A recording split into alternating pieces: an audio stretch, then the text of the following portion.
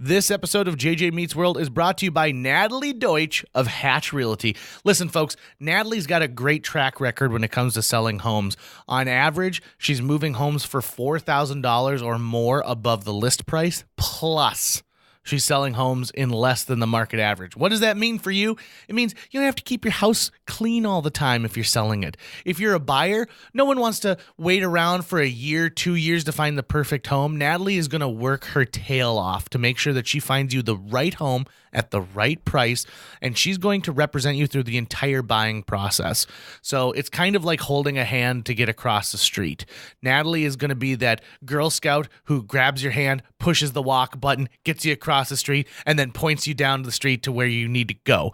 If you're selling a home, Natalie is an amazing person to represent you. She's going to keep you top of mind on all these search engines, all the stuff that you have to worry about. Don't worry. Natalie's going to take on that headache. You don't have to deal with it. So get a hold of Natalie today, because on average, she sells a home every 3.74 days. That's 2 homes a week. Sometimes Natalie's selling enough property to make you think that she's an entire team herself. But no, she is the Wonder Woman of local real estate agents. Natalie Deutsch, 701-388-9338. You can also get a hold of her via email, Natalie, Natalie, at hatchrealtyfm.com. Or you can go to the Hatch Realty website, livefargomorehead.com. That is livefargomorehead.com. And hey, start packing. Hello, podcast listeners. This is your host with the most, JJ, coming at you to tell you about today's episode. First and foremost, Tucker kicks off our intro. It's a very special episode, and don't worry, he doesn't quit. Get that out of your mind right off the bat. And we have a wonderful discussion about his many fine qualities and where he lacks on others. And then our guest, Amber Parsons, the person behind Midwest Mud. Boy, oh boy, we talk about a little bit of everything. This is a very fun conversation. We find out that I used to sell her vitamin water way back in the day. That's right. You'll have to listen to the rest for more. If you want to support this podcast, you're going to go to patreon.com/JJMeetsWorld. Every dollar helps. We're coming up with some sweet merch, folks. So head on over there once you're done listening to the episode. And thank you so much for tuning in wherever you are to JJ Meets World. 1, 2, 3, 4. JJ Gordon, sort of like that Indiana Jones, in that he's always sniffing out his next adventure. Yes, he is. He's always interviewing guests so he can have them on his show and they can talk about pop culture, arts, and leisure. JJ has his flag unfurled and he likes his french fries curled, and he's fun and then he twirls as he goes to meet the world. He will march into the rain even if his ankle sprained. Take a peek inside his brain. This podcast is called JJ Meets World.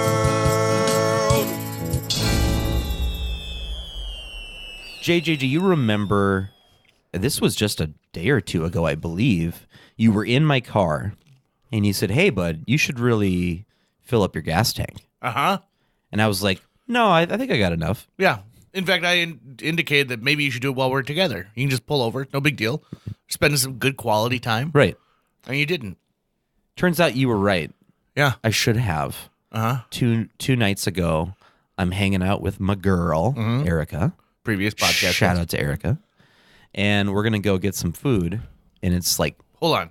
What food were you going to get? we're going to Frying Pan. You're going to Frying Pan. Yeah. Okay. We wanted to go get lo mein, but it was 9 o'clock. So anything with lo mein was mostly closed for the most part. So you go to Frying Pan, just be like, get food. And it's negative 21 below, and my car runs out of gas. And I had to call AAA. Mm-hmm. And I also had to call my little brother Solomon. Shout out to Solomon. Uh-huh. And he came and sat with us to keep us warm. Uh-huh. And then AAA said it's going to be 2 hours before they can get to you because they have to prioritize other things. Yeah. Luckily, Because it was super cold. I'm sure they were jumping cars, all right, sorts exactly. of stuff. But that 2 hours became 8 minutes, and it actually worked out in the end. Well, that's good. But you were right. I should have filled up my gas tank, and that's why I wanted to interrupt you and actually be the person that kicks this episode off by talking about a rule that my grandfather would say that I obviously didn't follow, which is you fill up your gas tank once it's half empty. Yep. That is when you fill up your gas tank. Have you always lived by that credo, or what is your gas tank philosophy? My gas tank philosophy is this. It just like going to the bathroom, you never turn down an opportunity.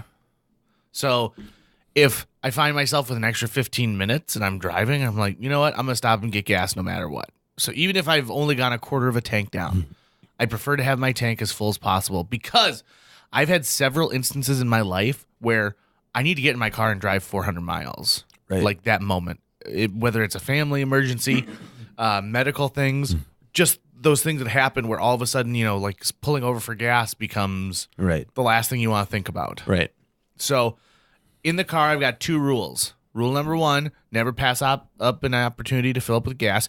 You've traveled long distances with me. You know how often I will pull off the interstate for gas. I'm not going to wait until it goes low fuel and be like, oh, shit, we only have 40 miles until the next fill up. Number 2, never back up further than you have to. That was something that my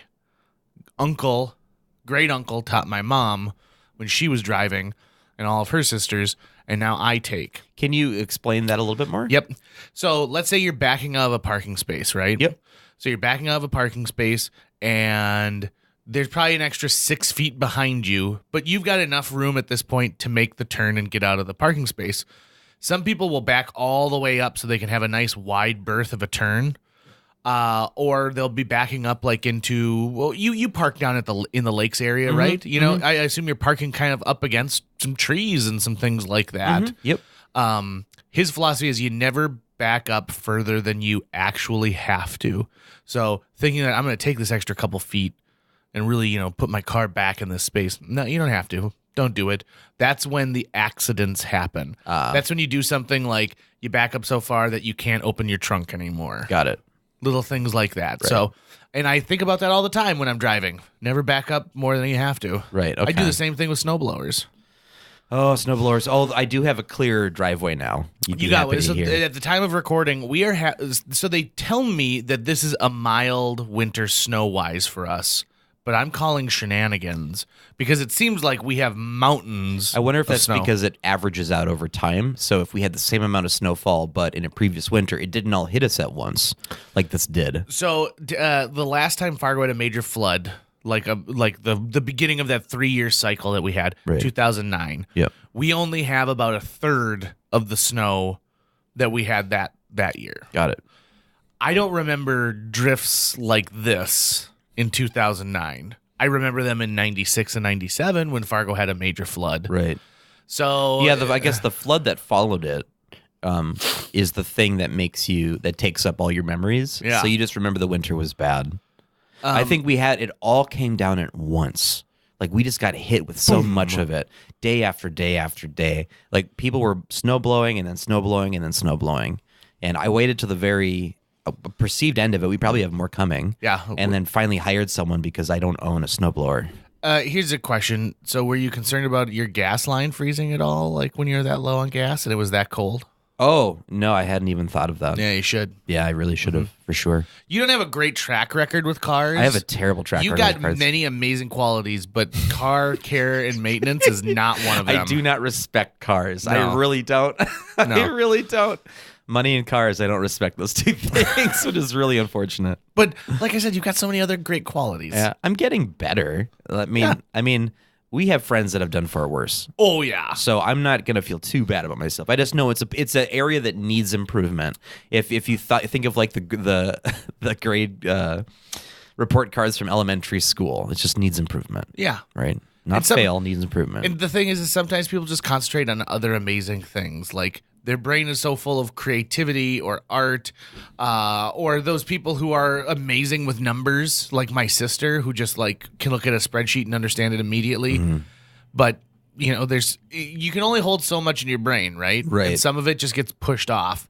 In fact, in this episode today, you'll find out that we know a lot more about Patrick Swayze than we let on. Our guest is Amber Parsons, and boy, oh boy, is this a fun episode. She warned us right before we turned the mics on, like, guys, I'm known for being weird and having weird conversations. And we're like, we're going to embrace this thing. That's fine.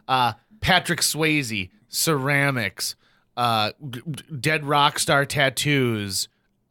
We go all over the place with this one. Yeah, the whole taxidermy thing really surprised me. It really I did not see that coming. No. So hopefully we've teased and piqued your interest to this point. Yeah, and also, if you don't know who Amber is, she's the proprietor of Midwest Mud. Yeah.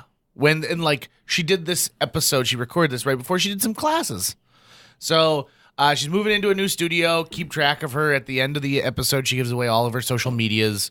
So take a listen to this episode and prepare to get the most excited you've been about ceramics in a very, very long time on a deep dive here on JJ Meets World with our special guest, Amber Parsons. JJ Meets World. Amber Parsons, welcome to JJ Meets World. Hi. You're another apt studio member, and so this is 15 steps from your studio to come over here to see us? It was a really long trek. Oh, that's good. Well, I'm glad that you made it in the dead of winter as we're recording this. So Midwest Mud is the name of your studio. What do you guys do? Well, I've kind of gone through a few different phases of Midwest Mud. I started in 2009 as just a space, actually a studio space like this where I rented to other studio members. Then I had children, and then it just became me making ceramic work. And now I teach classes. So Midwest Mud has kind of gone into, I teach ceramic classes to the community, plus I do my own studio work.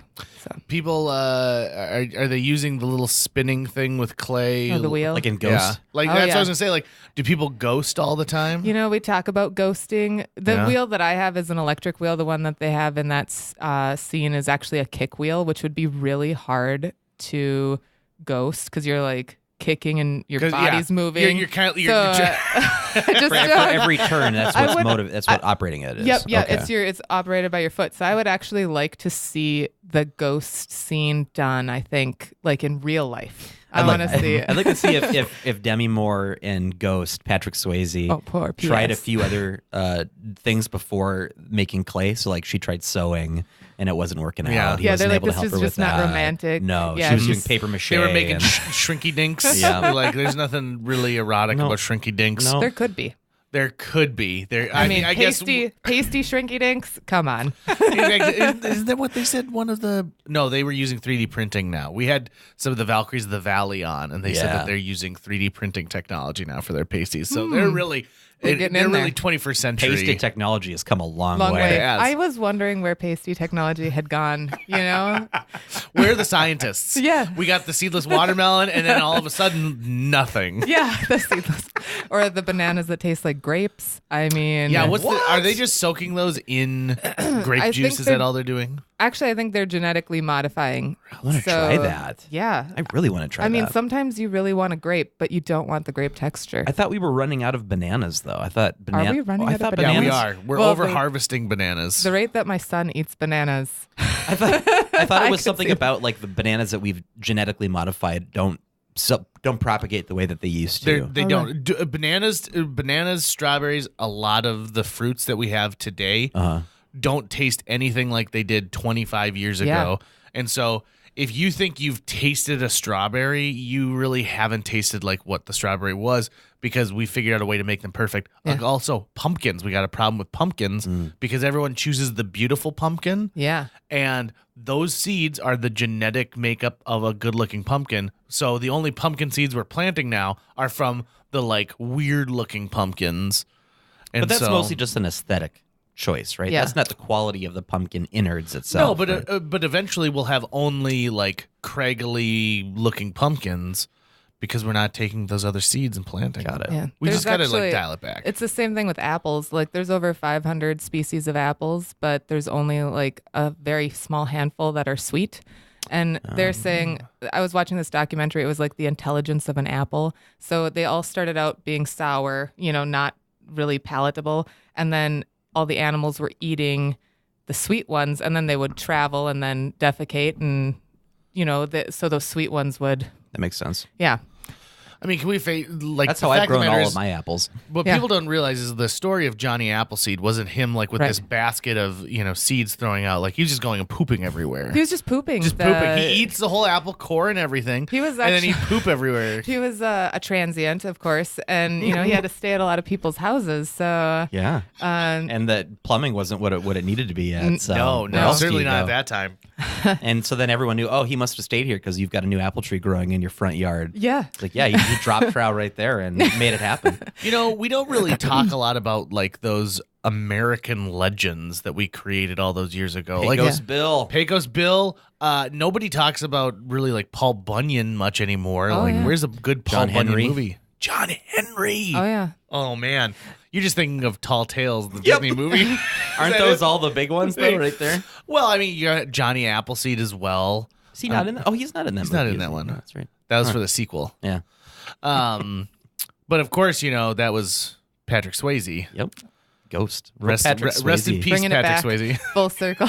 I wonder if he ever pooped out an apple tree. I don't know, but people can put baby in a corner now. Right. Yeah. But if you could say, No one's watching the corners for baby. how amazing would that be though if you were like the strain of apples that I sell comes from a tree that got pooped out by Patrick Swayze? Oh my God, that would be the golden tree. Yeah, I absolutely. already Yeah. know what you call those apples. The Swayze Day apples. The Swayze Day apples. Swayze Day. Get So some if you're looking for Swayzes. Swayzes- Yeah, Swayzes are in If season. these aren't Swayzes, I can't have them. Is this a caramel Swayze apple pie? Because I prefer Swayzes. I'm not a Pink Lady fan. Right. No, Pink Lady, is that based off of Grease? I don't. No, I have no idea. No, So you're telling me you don't like the movie Grease enough to know that the name of the female gang was the Pink Ladies? No, I knew that. Oh. I have no You don't know idea. about the but- apples. Yeah, I'm not really I mean, I know about apples, kind of. Pink Lady apples wouldn't do it for me, but pink lemonade, like the Starburst flavor, The Starburst flavor. that's what I want. Yeah, Does if you it- could make an apple that tastes like that, Like the way Starbursts taste, yeah. maybe Just like how like we call things apple. we call the things Starburst apple. like we say, oh yeah, this candy it's grape. Well, no, it's purple. It's purple flavored. Right. Yeah, It's it's Dimetapp. So flavored. what It's not flavor do you grape. want? Red. oh man, I want Dimetapp flavored. I actually, as a kid, because I love Dimetapp so much, I hope my kids don't hear this, but so when I was little, I got into the medicine cabinet because I knew that the Dimetapp was up there. I drank a whole bottle of Dimetapp, but I don't remember what happened after What does that. I don't even know what Of course you don't remember. You drank a whole bottle of I don't even know Dimetapp. what It tasted Dimetapp so good. does I necessarily. don't think it's actually. I think it's just sugar in a bottle. That's all it To be is? honest, I never give my kids that because I don't think it actually does anything. Dimetapp is so Yeah. delicious. It's though. so delicious. It's so good. Well, I don't want to get them on the Dimetapp train. Is that what goes into purple drank? Oh, purple drink. Scissor? Is that what that goes into that? I don't know. I'll have to. My favorite purple drink is Purplesaurus Rex from the Kool-Aid Corporation. Really appreciate that Is one. it? Isn't it cough syrup in the flaming mo? Yeah, that's the secret ingredient is crusty brand cough syrup, and that's apparently what makes it like light up the way it does. I've always assumed boy. that cough syrup tastes like Dimetapp, but maybe not. Yeah, because cough syrup. So I mean, Dimetapp is really the only one that tastes awesome. because you I'm can not- robo-trip. Can you Dimetrip? I don't remember. So maybe my brain was too little, too underdeveloped. Maybe all of this has been a hallucination. How old do you think Maybe. you were? I was probably 5. 5? Yeah, 5 or 6. I was like, just it's at the beginning of my memories. So When I was 7, I broke into our medicine cabinet and I ate an entire jar of Flintstones vitamins. Oh man, yeah. Those things were delicious. Now, I remember I had some unsettling bowel movements for the next couple of days after might that. happen. Tucker, did you ever break into your medicine cabinet? No, I never did. I was a good kid. I respected the Mr. What, Yuck Amber sticker. and I aren't good kids? You were not. Yeah, You what? did not respect the Mr. Yuck sticker. We were I didn't- experimenting with over-the-counter medications. actually, so when I was little, probably littler, because I don't remember this. This is just my mom folklore about me. But I guess I had drank Vicks Vapo Steam. Oh, I my. just remember I was really thirsty. Like is from who knows this if this is a real memory, but so I was really thirsty and I guess I had gotten underneath the bed.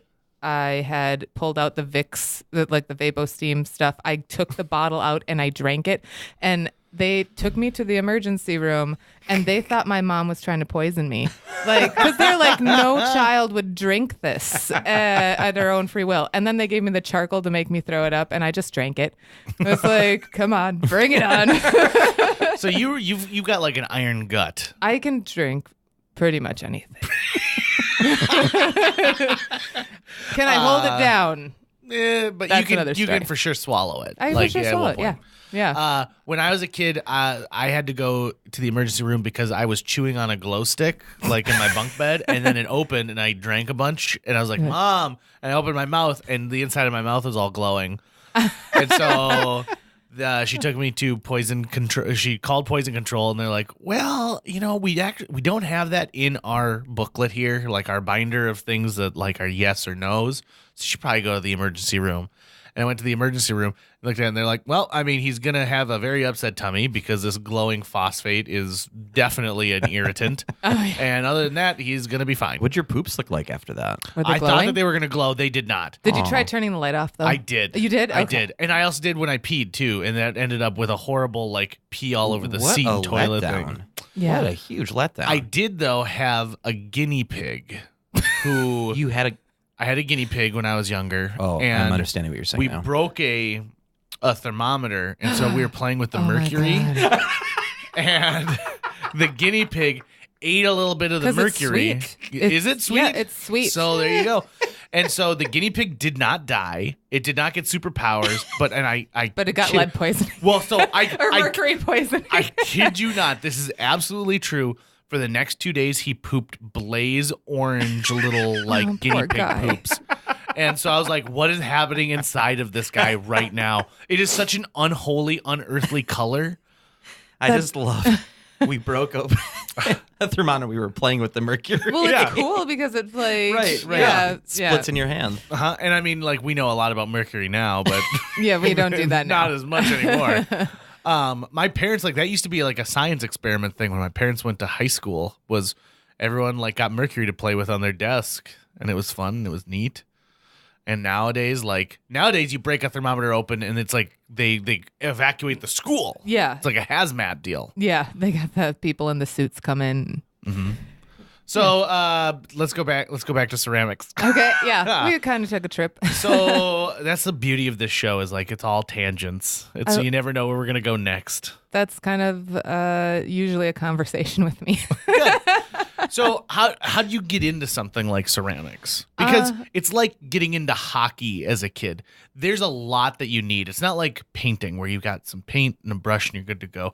You've got to have like material and things and like an oven And a knowledge. You have to have a kiln, yeah. Well, so that's kind of the cool part about what I'm doing is me offering ceramic classes. I offer people the opportunity to see if they love clay, But I graduated with a degree in ceramics from MSUM 2009. I just really loved it a lot, so I wasn't gonna not do it. So I just started acquiring. I put all my feelers out into the world and just kept acquiring things to run a studio. So a degree in ceramics. How many Yes. other people graduated with you in the ceramics department? I think there's like 2 or 3 other people at that time. It's So- becoming more popular now. Well, my point is like, so now you have kind of cornered a niche at that point, right? So it's Right. not like engineering where there's 1,000 engineers, Yeah, I do graduating. tease my husband sometimes that I'm a ceramic engineer because Nice. you have to. A ceramicist? Yeah. Well, because he has a degree in engineering, so I'm like, I'm an engineer too. Yeah. Just like you say, you're an artist. Did you ever study under Brad Bachmeyer? I know Brad, but I studied underneath Kelly Center and Will Shinkura. Okay, Brad Bachmeyer was my art teacher in high school. Oh, I love Brad. And he was one of the best teachers I've ever had. Yeah. And I need to bring him on the show at some point so I can apologize to him for being such a failure my senior year. Yeah. Because my senior project, I just didn't do it because I was, senioritis and all that stuff. Yeah. But I should not have wasted my time with a teacher like him because he's just fantastic. He's a absolutely great fantastic. Yeah, and his work is amazing too. Yes. He does these giant pots. They're just awesome. And then he does a lot of raku firing, which is something. What's raku firing? So it's where you're firing in the kiln. Your kiln gets to a certain temperature, and then you kind of disrupt the atmosphere. So you pull your pieces out in mid-fire, so they're like blazing hot, and then you quench them in like hay, or you bring that temperature down real quick, and it causes some things to happen to the glaze, like this iridescence. If you see any pots that are kind of like earthy looking, but they have a little bit of iridescence to them, those are generally a raku firing. Did you say hay? Hay, like hay or straw, or you could put it in sawdust. So you're like you're you can't insulating. Put it in just water. No, that would cause a lot of that's too fast. That's too rapid. You want to just kind of like smother it a little bit. Yeah. Oh, interesting. Yeah. And so are you doing this like with big like oven mitts, or like, I mean, how are you removing it from the fire? Like, are you using like clampers? Tongs. Yep. Yeah. So you'd have a tong to reach it out of the kiln, and then you'd, stick it into the some people will have like a kiln where they raise the kiln up, like the exterior of the kiln, so you have all that hot stuff right there, and then you can easily quench it. I say quench because my husband's obsessed with knife making, and we've been watching Blacksmithing, basically. Yep. Yeah. So we watch whatever that show is. I can't remember what it's called. I'm obsessed with eating, and so I've been watching a lot of like dry aging with butter techniques. That sounds really good. It is. Because that helps you age it faster, right? So no, it's just a method of dry aging, and what it does is the butter kind of creates this like I guess like almost like a seal around the meat. So dry aged beef just on its own will look a little darker than dry aged beef when you like cover it with butter. And I mean, you're covering it with butter. It's like a 1/2 inch butter around the entire thing, and it'll give it an interesting flavor, like a more silky flavor. Ooh. That sounds good. Yeah, I watch a lot of YouTube videos, and I'm like, I want to eat steak right now, but I guess I'll just have this Jenny Craig instead. Dang it. So, Amber, my grandmother for the longest time used to make porcelain dolls. Mm-hmm. And I would actually, when we'd go to Kentucky, my sister and I would each make them with her. And so we'd go through the process of, she had like molds that we would fill with the porcelain and put it in the kiln and take it out and like, I guess we'd glaze it and put it back in, or whatever it was, the process we did. Do you ever work with material like that, or is it pretty much clay? Okay, so that sometimes we make jokes like that's called grandmaware. Well, yeah, that makes sense. Grandmaware or scratch and bake, because I mean you're pouring molds. There's a lot of technique to I took a class where we made our own molds, so like mold making is super fascinating. I think I don't do that process, but I am going to be. Gotcha. I'm actually going to be starting a new studio space down on University, where my business partner is she's into that mold, like she's into mold painting and stuff like that. I'm more into the construction building. I do a lot of hand building. I do wheel throwing, but I prefer to hand build. So. Wheel throwing is where you put it on a wheel and then you like form it into ghost style. Yeah, you ghost it. Zip it up. Yeah. How do you? Okay, so if you're making, do you say vase or vase? Vase. Vase, good. Yeah. Ooh, thank God. We can be when friends. you're making a vase and you've got a lump of clay there, how do you get it so that it's hollow on the inside? Well, okay. So when you're starting out, you're going to start with your clay, and you want to make sure everything's center on the clay. So the wheel is spinning, and it's spinning all those molecules around, and you're just putting a little tiny bit of pressure. You're barely touching it. You have to open up the center. So usually I'll make a tuna can, and then you find the center and make a little belly button, and then you push down, you open up the bottom, and then you pull the sides up. So, but I mean, it's very subtle movements. Everybody wants to be. It takes a long time to get a good pot, a good vase or vase. Usually, like when you're starting out in a degree in ceramics, they make you throw away your first 100 pots. You just throw them away. You're just forming them, and you're then just you're learning doing the something process. else, and then forming them and doing something else. Just like if you've ever learned how to play a musical instrument or something like that, it's just the repetition. Your body will just you have muscle memory. So I played the alto sax in 6th grade, and there weren't enough alto sax, so it was 3 alto sax, a baritone sax, and then a another instrument altogether. They're like, well, you're all woodwinds, so we'll all put you together I in the bet same baby class. JJ saw himself with the sunglasses on TV. I did. So, and I got in trouble because every day my word was like, and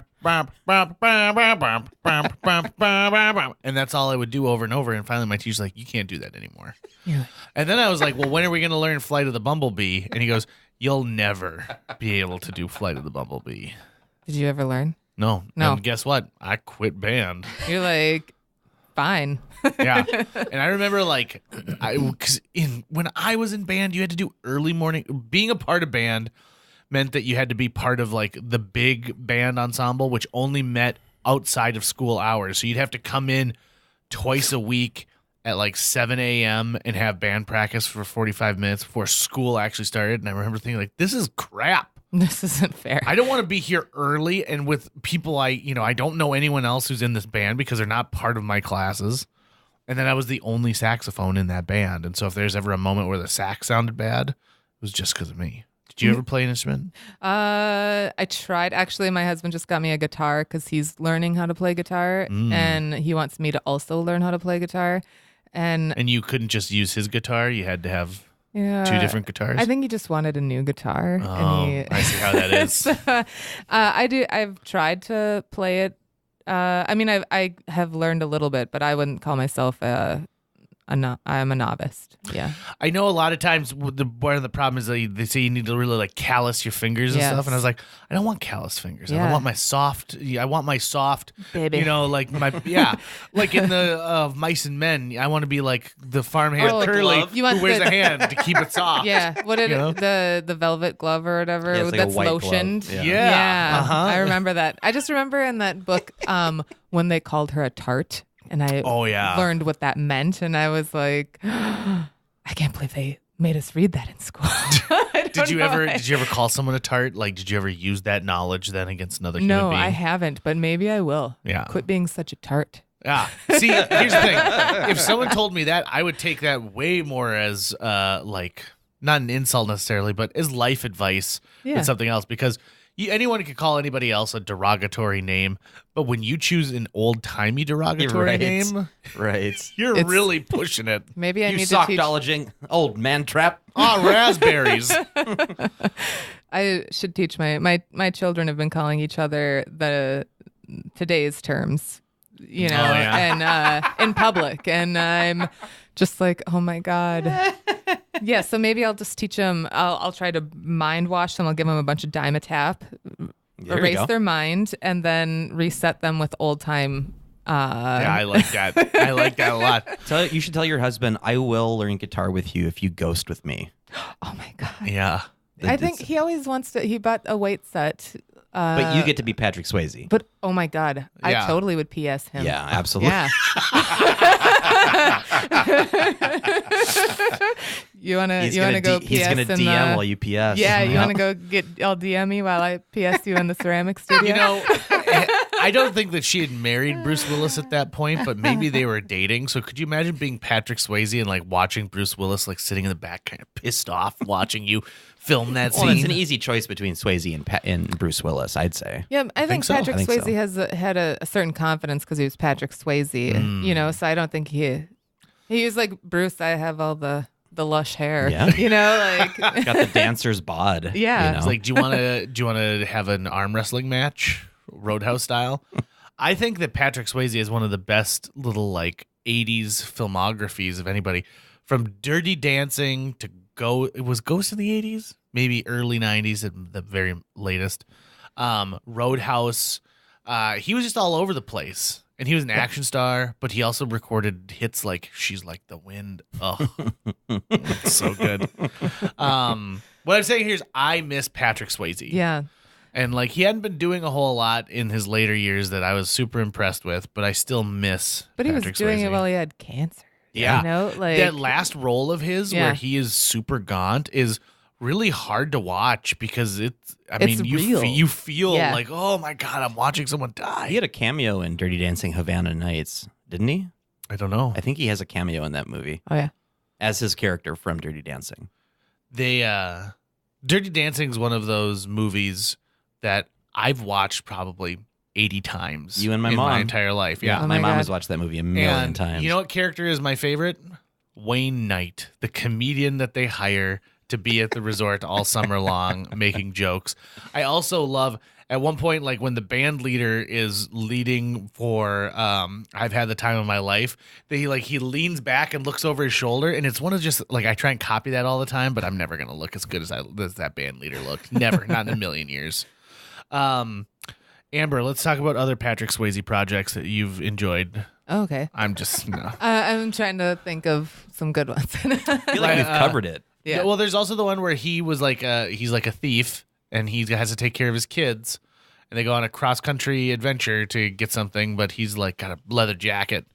That's a good one too. That's some good Swayze. Oh, really? I know. It's a I good don't know pitch that for one. movie. So have you always been into working with things that need to be put into a really hot oven? Actually, I've been really into a few different things. I worked with some dead things for a while. Oh yeah. Yeah, I did taxidermy for a little while, which was fun. My wife's father does taxidermy. Oh, really? And they're out in a rural area. And so one of the first times I went up to her folks' place, we were watching their house for a couple days while they were gone. And I said, I would like, like a treat. Could I go, have an ice cream bar or something? She goes, yeah, sure. There's a freezer. And so just go grab it out of this big chest freezer. So I go in there and I'm like, oh, sweet. Look at this. 2 different kinds, fudge and vanilla. I'm going to have one each. And so and then there's a big black garbage bag in there, and I'm like, "What's that?" And so I'm just about to open it, and she goes, "And don't open any garbage bags," because they were all dead animals that Pete had been saving to work on. And this one was a tundra swan. She's that he keeping was them next super to the excited. ice cream sandwiches. Yeah, It's good. It's in a plastic bag. Right, exactly. Like, the trouble is if it looks like something tried to poke out of the plastic bag, in which case you find out that you put a live animal. Oh, that would be. You got to put a little bell on its toe or something. Yeah. Right. There you go. Is that the cat? So what kind of taxidermy were you doing? I just apprenticed under this guy named Scott Thompson out in Eagle Run. I just helped him cape out deer. Like when it was the busy season, I would just flesh out the capes for him. What does that mean? I don't know. So you I would skin the animal heads basically, and then you want to get any extra meat off. So I would just kind of like clean the capes before we'd send him to a tanner. So he never tanned his work at home. He always would send it somewhere and get it tanned, and then he would get them back, and then I get to watch him do his magic, put it on the form. But isn't that interesting? it is super interesting, actually. The first time that I did I was watching Scott do his thing, he just did it. He would like skin the head in like 30 seconds. It just was so quick. And then he's like, okay, I'm going to let you do this next one. And it took me like 3 hours, and I was struggling. And you have to like go up through the septum to get to the eyeballs, and you don't want to cut the tear ducts and stuff. And I remember I just have a maybe a morbid personality, but like, so I pulled back. Oh, really? You think? Yeah.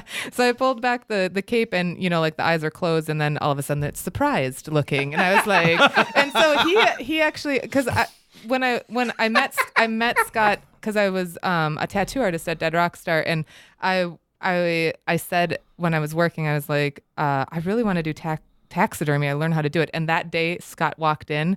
And he was getting a tattoo, and I told him, I didn't know he was doing, I was just talking out loud, and he's like, I'm a taxidermist. So that's crazy. I'm just this like weird, crazy girl playing with this deer head. Like he walked in on me going, surprised, sleeping, surprised.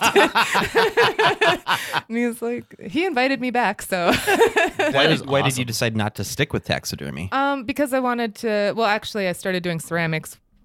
I was in school getting my degree in ceramics while I was working as a tattoo artist. So I was kind of just all over the place trying to figure my life out. Okay. And I love We all go through a taxidermy phase. Yeah, we all just go through that taxidermy. Absolutely. I was actually thinking the other day, I was like, I think I'd like to get, my husband's really into hunting now. So sure. It would, maybe bond our relationship more if I got back into taxidermy. He did certainly save you a lot of money. Well, we do have a dead raccoon in our garage because he shot it with an arrow and he thought that I would taxidermy it for him. So it's just, I don't He just have wants time. a hat. I would make him a hat. hat. I want a hat. That'd be cool. When did you work at Dead Rockstar? So I worked at Dead Rockstar. Well, I started working there when I was about 18, and I worked as just the front counter girl. And then on my 21st birthday, they offered me a position to apprentice as a tattoo artist. And then I worked as a tattoo artist for, I think I worked for about 2 years as a tattoo artist. Yeah. So this is you worked on at the 45th Street store, right? Yep. The one on 45th. Yep. So I was trying to think, I'm like, you look familiar, and I can't understand why. It's not because I got tattoos. Yeah. I don't have a tattoo because I change my mind about stuff so often that I think like I'd get a tattoo and be like, I should have gone with the duck. Dang it. But I worked at Take Two Video for a long time. Oh, okay. And I'm pretty sure that you would buy like a pop or something. Oh, yeah. I was always right? get that vitamin water or Yeah, whatever. yeah. Yeah. Mhm. So that's where I recognize you Yeah. from. Yeah. I know. I would see a lot of people, like you tattoo a lot of people, and I always recognize people, or people like, oh, do you remember this? I was like, I don't remember. Back Don't in the day, remember. didn't you have a show on Radio Free Fargo? I did. That's yeah. right. Me and Sabrina. That's right. At Yeah. the same time that we were at KNDS too, so we Really? probably ran into them from time to time. Although they weren't on Wednesdays when we were on. I don't remember what time we were on. I do remember my biggest fan was my brother and his friend Kevin. And they were the only ones that ever called in. It made me like they were in high school, and so they would stay up, because we were on at like 11. I'm pretty sure we were drinking a lot of wine you there. were a lot. Yeah. As was I think Raul when Yeah. they had the HBR show for a while, and that had to get boy. stopped. Yeah, I had a good time. That was so much fun. I think I was in 21 at that point, so. I mean, we just enjoy it, right? We had entire episodes where all we did was play, what was that pass around game where you had to get people to guess words? Couldn't tell you. Like Balderdash or something Balderdash, like yeah. that. And I'm in radio now. We had even less idea then than what we do now. Right.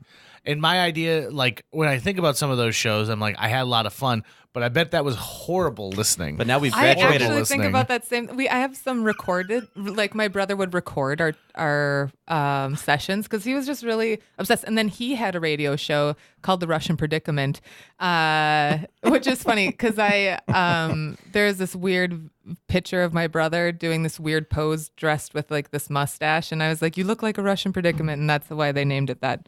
But listening to me and Sabrina banter back and forth and our weird accents that we would make up was I'm surprised anybody listened.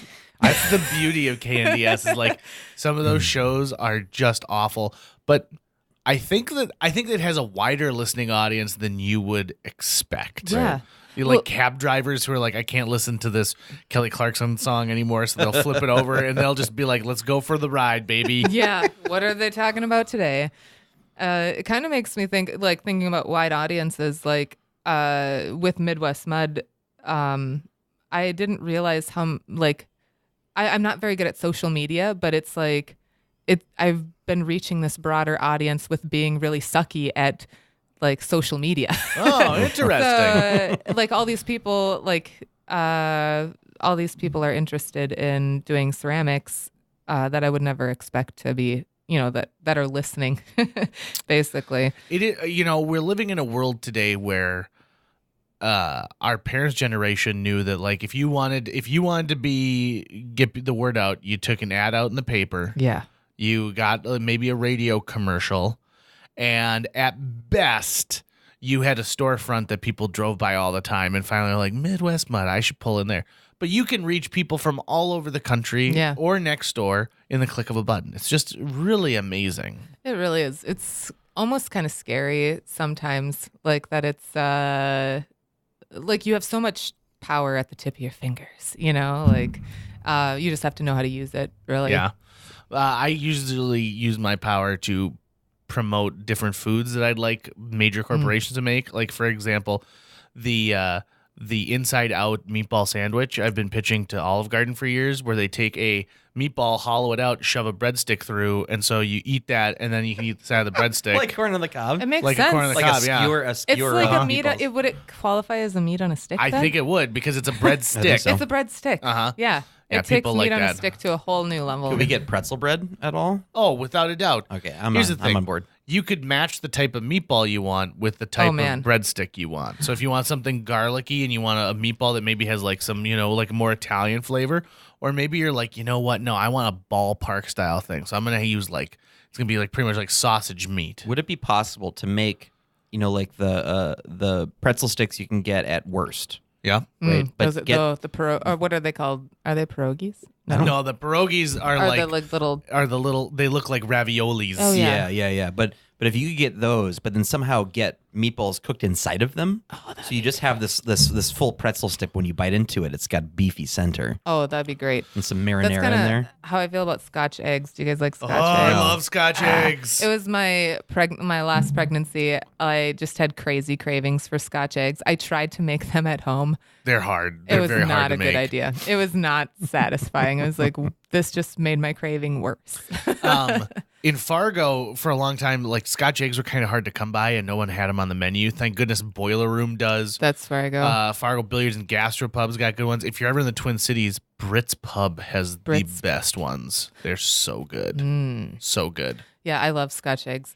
Usher's House had them, and that's how I found out about them. And I worked there, so yeah. Did you work with Aaron Duma? I love Aaron Duma. Me too. Yeah. Aaron's wife Emily and I go way, way back to the point of where like I was going to high school parties when I was too old to be going to high school parties. Hey.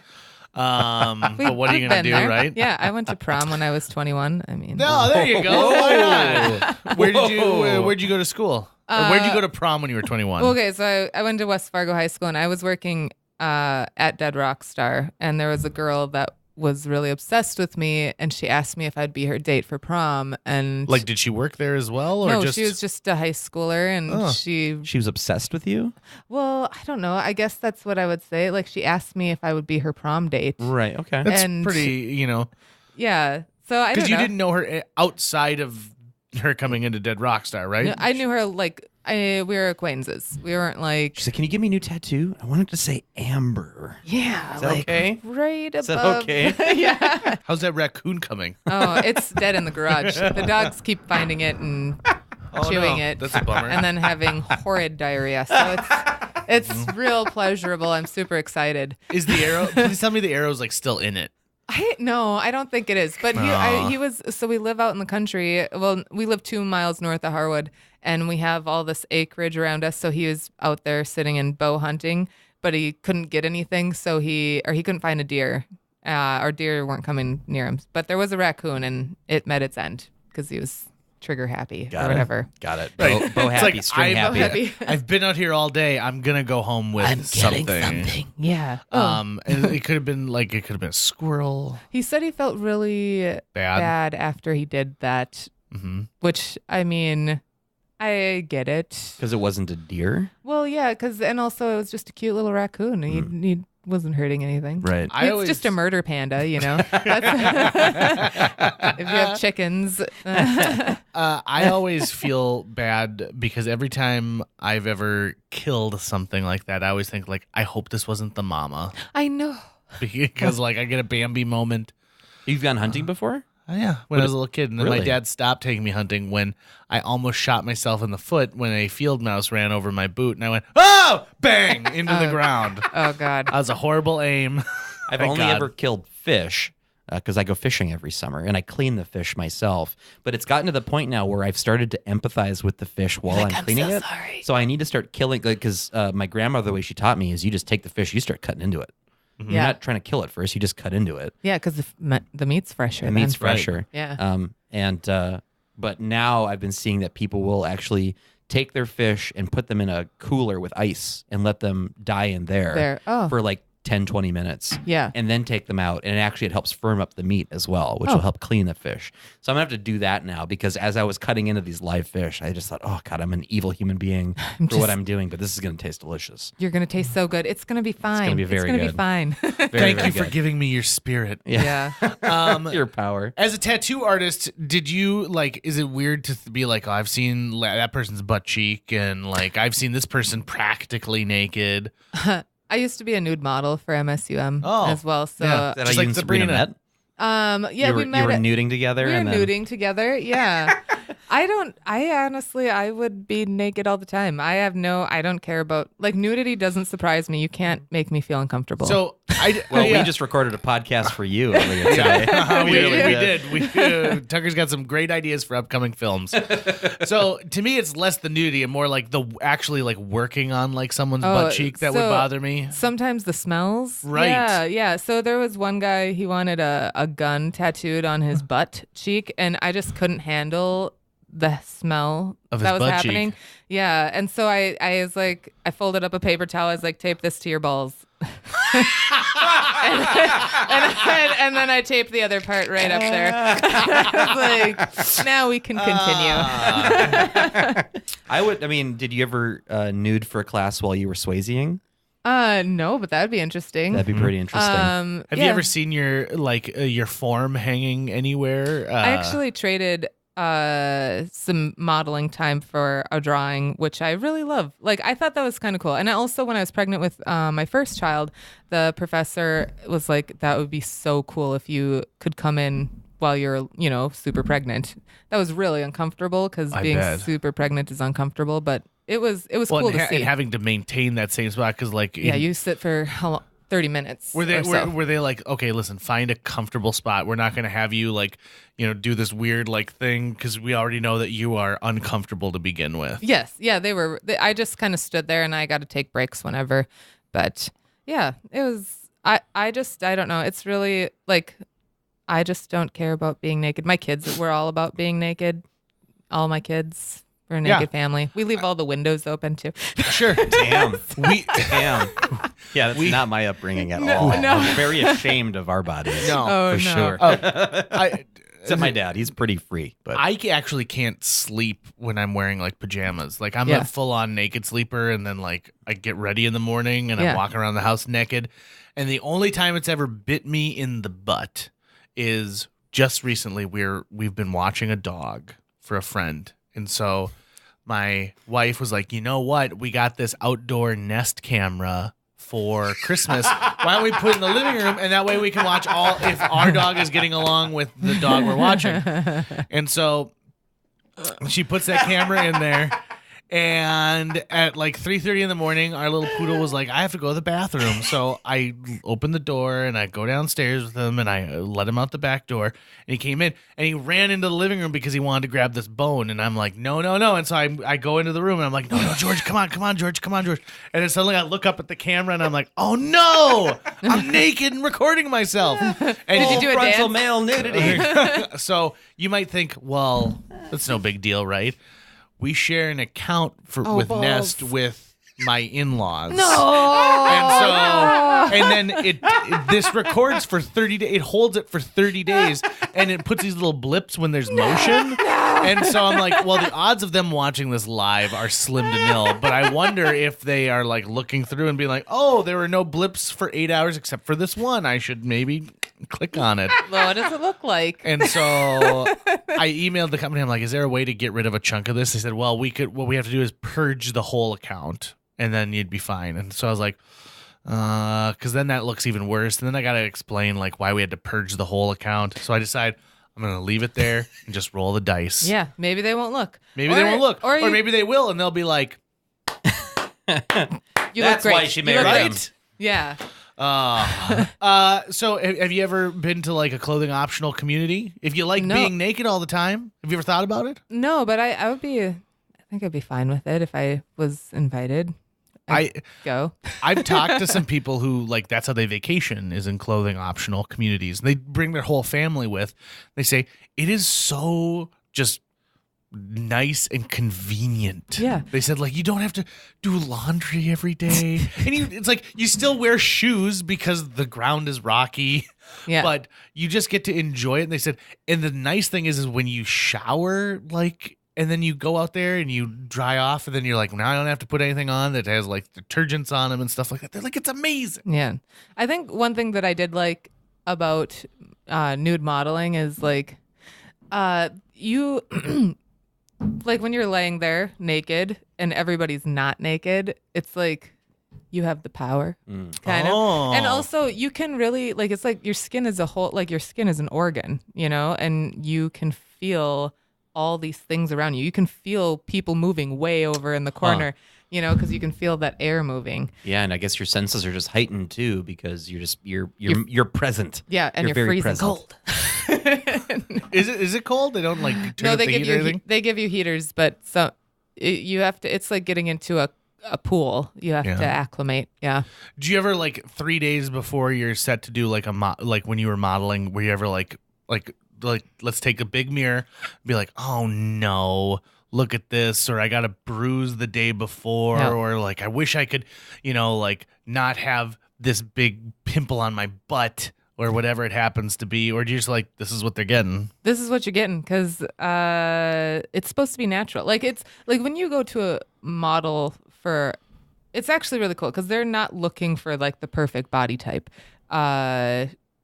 And it's more interesting to draw something with curves or some imperfections. And there was even a 70-year-old lady that was modeling too. So you just have to, it's all in your own head. Is it always drawing? I mean, is there, say, I mean, I know it takes a long time to do something like sculpture, but you're also not necessarily going, it's really with the artist, how they want to interpret what they're seeing, right? Yeah. Yes. Yeah. So, I mean, nobody is drawing you perfectly. Like, I mean, if they don't want to. If they don't want to, yeah, Right. they could draw you however you wanted. I did it both for NDSU and MSU, so I did painting and drawing. And it is kind of cool to see how people are viewing you, But I think it'd be interesting to see, a class that they're actually doing clay sculpture to nude models. Yeah, I don't think there's any of that around. Right. And Maybe I would that's assume what I need to do that- at my new studio. I would assume that because of how it takes to just make it, you'd probably get much more abstract pieces. But I think it'd be interesting to see what people came up with too. Like what it is that your nude body was inspiring them to make. Yeah. Yeah, yeah. And maybe we don't have to just keep saying nude body too. Maybe what your body, Your body with no clothes, your clothesless body. Right. But I mean, I guess you get what I'm kind of going You're for saying here. your body is your body. Your clothes are not part of your body. Yeah. Right. I would exactly. totally pose for a class if I could wear all my clothes and just be watching Netflix on a couch. So you just want to make a picture of me fully clothed, doing what I'm usually doing. That truly is what the modern man aspires to Maybe be. Taco Bell maybe generation. they just use your imagination and imagine what I look like Imagine I'm naked. Be like, And be okay, very giving to 5 me nipples. towards the lower half. Give me some confidence down there. Did you ever have a tattoo that didn't turn out the way you wanted or the way the customer wanted? Oh yeah. Yeah? Yeah. What's it like to be in that situation? Well, there was one where I had her proof the writing. I had her. You always have them look at it, and so I put it on her. It was not the right thing. Oh, no. So I had to, on the fly, come up with a solution. So I just turned it all into flowers and then put the words underneath. So it wasn't exactly what she wanted, but I'm like, this is what you're getting. I suppose you see plenty of that too, where someone's like, okay, I got this. I don't like it as much. Is there something we can do to fix Make it it? better. So I assume you've done a lot of tattoos 2.0. Yes. Yeah. You do a lot of fixing. I'm sure a lot of people have done fixing on my tattoos. I mean, I haven't done it for so long. Is it kind of fun to be it's one thing to get a blank sheet of paper and a pen to come up with an idea. It's something else altogether where you already have to go off of a design. Yeah. I really love problem solving. I like figuring out how to come to a solution or, to a problem. So there were a few times I did a really cool lion head that I had to work. I think I was covering up a flower or something. My aunt has this this tattoo that she's already had covered up, and she wants me to cover it up again. We call it the turkey bush because we were like, what is it? She had it. Somebody had gotten a tattoo, or she'd gotten a tattoo in somebody's basement. A lot, you can buy a tattoo gun online, and a lot of people do that. Or I would have a lot of people say, yeah, my friend has a machine, or be like, oh, don't go to their party. My uncle is taking our wedding photos. He's got a really nice camera he got when Best Buy closed. As you move on in a creative field, it's got to be kind of exciting because I think a lot of people out there are like, well, you could never do that. You could never really like put all your energy and heart into something like Midwest Mud. That's just a hobby. Oh yeah. Yeah, actually so my husband kind of feels that way. But in my mind it's My wife feels that way about all the stuff I do too. Yeah, it's not a hobby. No. I've been doing it for a long time. It hasn't gone away, so I don't think it's ever going to go away. Yeah, I feel like a hobby is something that you just use to sort of fill the extra time you have. Yeah. What do I want to do with this thing? But if something is truly important to you. Yeah, it's super, like, I couldn't stop doing what I'm doing if I wanted to. Right. Even though, like, I mean, I've fallen on my face a million times, but I always pick myself back up and just keep going. So, Chumbawamba, baby. yeah. Chumbawamba. Yeah, with my kids, also, I think it's really important for them. Well, actually, for them to see failure, for one. Absolutely. Because it's totally okay to fail. Because my daughter, we were going. She's really afraid of things not going right, and I tell her all the time. I was like, when you fail, you learn something. Hopefully, or if you lose at something, you're actually winning because you're learning. You're not just winning all the time is not helpful. JJ and I have had a conversation like this a few times because we have a lot of friends who they're great people. They've got great ideas. They're all artists, but they typically don't then follow through, usually, with what the thing they want to do is. And I would bet a large part of that is fear of failure. Yeah. Fear of finding out that, wow, I'm not actually as great right now as I thought I was. I could get there, but I have to trudge through a lot of failure to get there. Yeah. I feel like that holds them back. JJ and I have both kind of leaned into our failures Yeah. in our lives, which we've done a lot. But that's helped us, Yeah. only helped us since then. Well, that's where, like, I'm opening up this new studio, and I wasn't planning on it, but I had all these people pushing me to do so, and I'm totally terrified. I'll be completely honest. Right. Terrified of doing it, but I feel like I've done it in the past, and I learned so much because, I mean, they weren't like super successful. I totally fell on my face a few times, but I think this time I can come back and learn, from those mistakes. I even like career choices. I've never really fit into a particular career. I think ceramics is the only thing that I can do. So I took a huge risk not too long ago. Right when I first started in APT, I was a financial advisor with New York Life. They called me a financial advisor, but I would say I would just wanted to be an insurance agent. Wow. That was like a super big risk for me. Your resume is crazy. I by know, the way, because Amber. I just want to find where it's awesome, though. I just want to know where I'm supposed to be. But I'm not supposed to be in the insurance business. Imagine for sure. that. Well, they always were pushing you to be a financial advisor, and I didn't. I'm an artist. Right. I'm Yeah, what do not I know about that? I'm not a financial advisor. I thought it was silly. So I am always. It actually made me realize like that is not like I went down a real bad road there. So. It's interesting how you can feel so uncomfortable too, Right. like you're completely exposed, completely uncomfortable, but I'm still learning. So I did so many things in my life that I was only doing because I thought, well, this is what you're supposed to do. yeah, That made me feel like crap all Yeah. the time. yeah, And when I finally got rid of it, I'm like, oh, that's right. My Yeah. life is whatever I'm going to make out of it. And so if you don't want to sell insurance, don't sell insurance. right. I didn't want to work in the collections agency after Yeah. one day of working at a collections agency. And I felt so much better. It's like you get rid of this burden when you think like, no, I'm making my own map here. Right. Well, like with like I think that like me doing the insurance thing was like the biggest example of that for me was like I was making so much money, but I'm just not a money driven human being. So I like they kept on trying to like get me to give them numbers that goals that I wanted to hit, and I was like, I could tell you numbers all day long, but I'm just not motivated Yeah, to do it. Like right. I will do this job because it gives me the freedom to be here at my studio. Like Yeah. that's really all that I Right. that I ever really want. So Tucker, in a previous podcast, you said something like, money is just the means to do what you want to do or something like that. I think it was something along the lines of an aphorism I heard someone say about millennials, which is that millennials work to live, not live to work.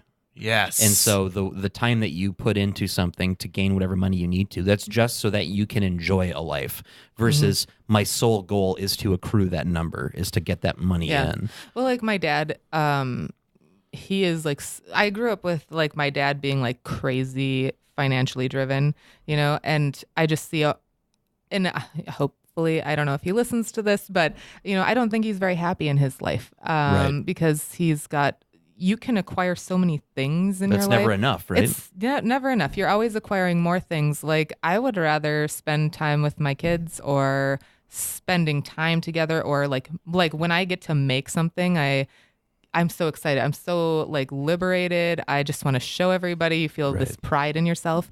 I just want enough money to be free. Right. Yeah. To be free of the grind. Yes. That's all I need. I don't need a big house. I don't need fancy. I don't want those things.